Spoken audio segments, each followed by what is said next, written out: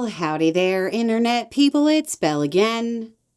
So today, we're going to talk about signs of Trump's Iran mess lasting months more.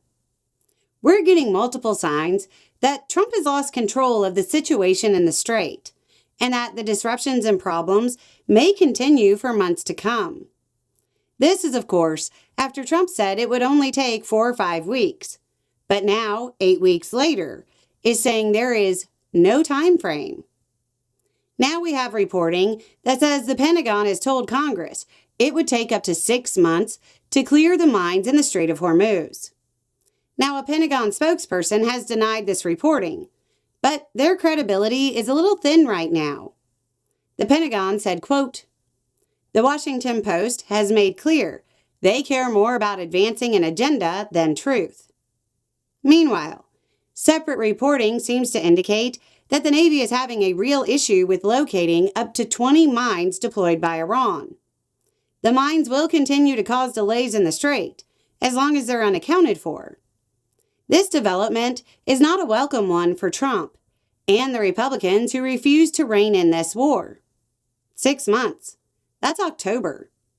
The mines could take all the way up until the midterms to deal with.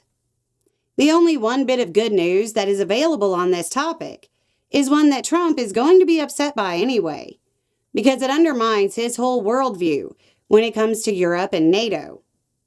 After Trump failed to resolve the situation and ran his mouth on the world stage about the Strait being open when it wasn't, and about how NATO wouldn't help, the most embarrassing thing possible for Trump is going down. British divers training to deploy to the Strait to clean up Trump and Hegseth's mess. The British forces are apparently getting ready to ride in like Winston Wolfe to clean up after 2 guys who pulled the trigger on something they shouldn't have. The car didn't hit a bump.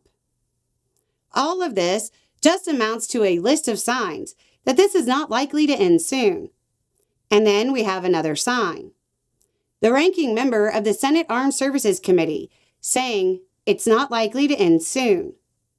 Senator Jack Reed of Rhode Island was talking to Treasury Secretary and former soybean man Scott Bessent, as Bessent tried to suggest the war would be over soon and gas prices would magically return to normal.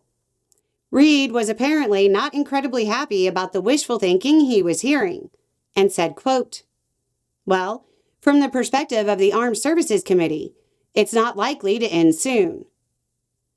At time of recording, Brent is back over $100 per barrel. All of this news is coming out at the same time as Trump ordering thousands of more troops to the region. It's starting to look like Republicans started yet another forever war. It's important to remember that congressional Republicans could have stopped this any time. Hopefully, we'll see smarter people talk to Trump and advise him to bow out of this before there is no way out. Anyway, it's just a thought. Y'all have a good day.